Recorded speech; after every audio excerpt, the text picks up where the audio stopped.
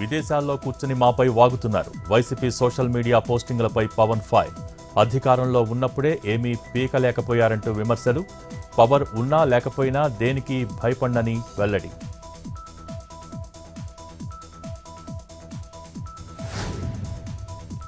ఎల్లుండి కొడంగల్కు సీఎం రేవంత్. కొత్తగా ఎన్నికైన 200 మంది సర్పంచులతో సీఎం భేటీ.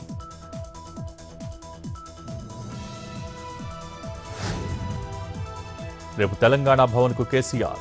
సాగునీటి హక్కులపై బీఆర్ఎస్ అధినేత సమరశంఖం. Party ప్రక్షాళనపైన focus. సభ్యత్వ నమోదు, కమిటీల ఏర్పాటు మీద నిర్ణయం.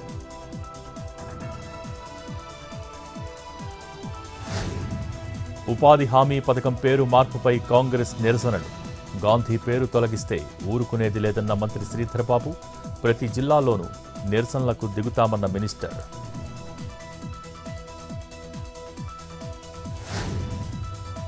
సంక్రాంతి నాటికి గ్రీన్ఫీల్డ్ హైవేపై వాహనాలు. అధికారులకు మంత్రి తుమ్మల ఆదేశాలు.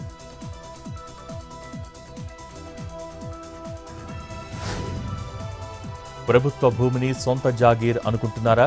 విశాఖలో భూముల కేటాయింపు పెద్ద స్కామ్ అన్న గుడివాడ అమర్నాథ్. 99 పైసలకు భూములెలా ఇచ్చారంటూ ఫైర్.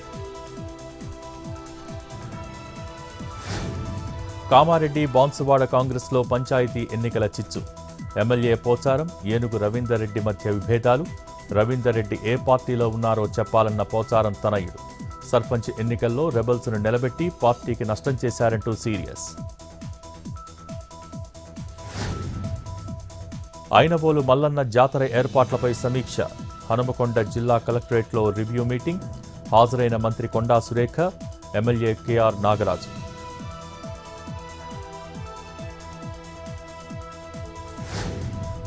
బాపట్ల జిల్లా చీరాల మున్సిపల్ కౌన్సిల్ సమావేశంలో గందరగోళం.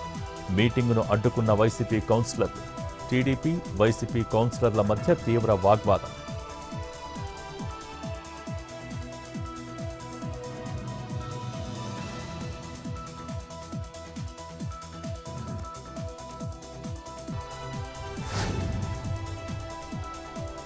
విశాఖ గాజువాకలోని ఆటోనగర్ జంక్షన్లో లారీ బోల్తా. రోడ్డంతా చెల్లా చెదురుగా పడిన కెమికల్ పౌడర్. రోడ్డుకి ఇరువైపులా నిలిచిపోయిన వాహనాలు.